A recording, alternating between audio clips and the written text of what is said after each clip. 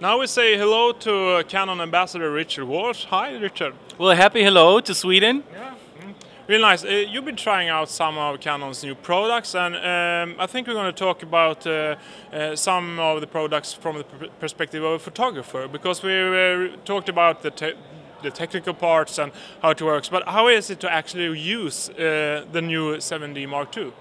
Well, it's always exciting if you get a box that says prototype, and you know that there's only a couple of those out, and you're one of the first ones to test it. So I was thinking about a nice project, and that was night sailing in Kiel.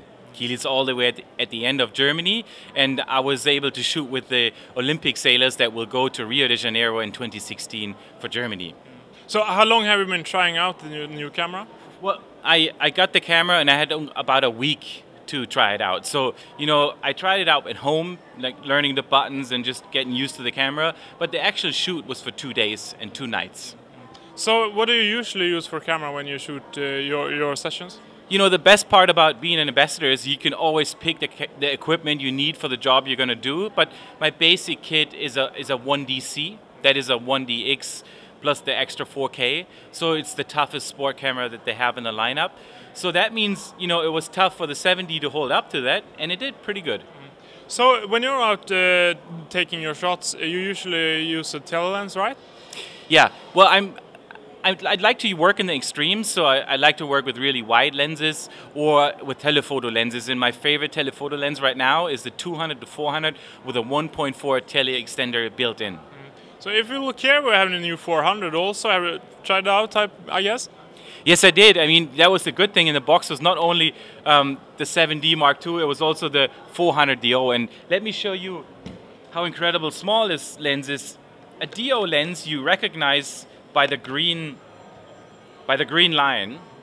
And it's a technology that they developed a couple of years ago where they kind of shrink the lens. You know, it's pretty magic. But if you take it in your hand, how you see it's not really heavy. You know, for a 400mm lens, it's not really heavy.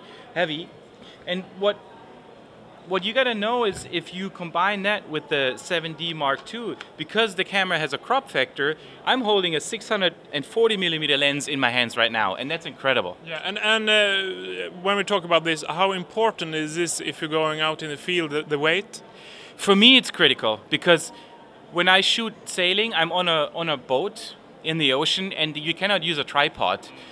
I tried that on my first day shooting sailing, and everybody was looking at me, and I learned this is not the right way. So you have to handhold it, and it's really tiring after a while to hold a 1DX and a 600mm lens. Now, I'm a guy, you know, and if I give me a good breakfast, I can do it. But you know, if you're not that strong, or a good friend of mine, she's a sailing photographer, a girl, for her it's just too heavy. But this would be brilliant for her. And also for me, because it's small, you know, when you shoot out of a helicopter or when you have to hike, it's perfect.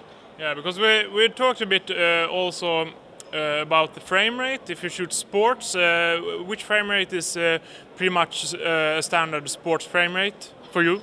When it depends on winter sport or summer sport. If I shoot skiing and snowboarding, I shoot 12 frames per second, because when the skier comes down or the snowboarder and they do a nice powder spray, every image counts, every second counts. Now when I shoot sailing, I shoot around between 6 to 8 frames per second. And this camera is right in the middle. It's 10 frames per second that you can do.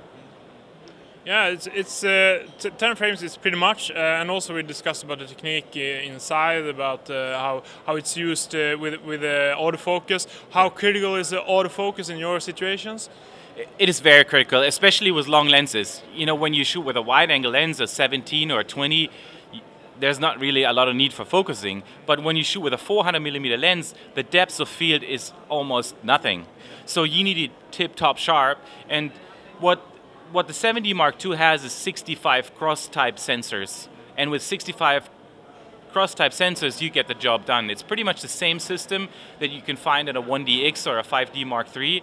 That's the top-of-the-line system. But what I have to tell you, and that's important now for everybody, that's why I'm looking at you, you need to study this camera. You need to study this autofocus system. And that is a document on the Canon webpage that you need to download, and it's 60 pages, and you got to go to school. But if you do so, You learn how to, how to adjust the camera so it's perfect for your shooting scenario. And we are, of course, going to try this camera out back home at our office, or now, perhaps. Yeah. So, but meanwhile, I say thank you for having an interview. Thank you very much, Richard. Well, you're welcome, and I hope everybody in Sweden gets their hand on the camera and goes out and gets some great shots. Yeah. Thanks. Thank you.